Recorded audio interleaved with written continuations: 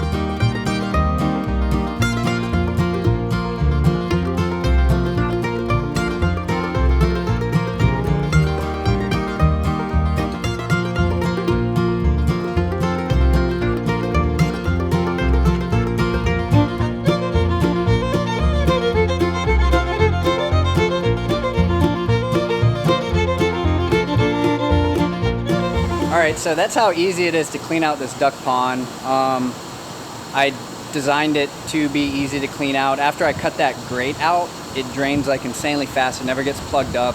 How long did it take us to clean that thing out? 10 minutes. It was really fast to clean it out, and now we're filling it back up. We don't even need to be here for this part. It'd probably take about 45 minutes to an hour to fill it up with the garden hose, but we're gonna go work on some other stuff while that happens.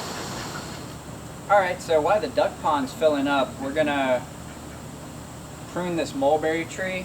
As you can see, it's growing kind of big and into the house, which I knew that was gonna happen, so I knew I was gonna have to prune it away from the house, which is no problem.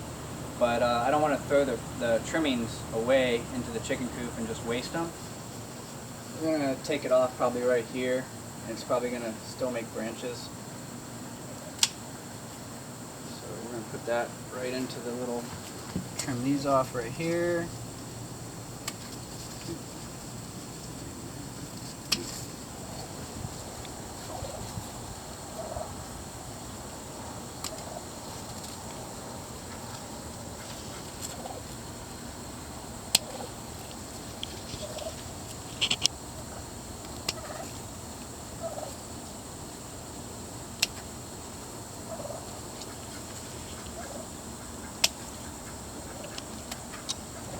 So the air layering seems to be working.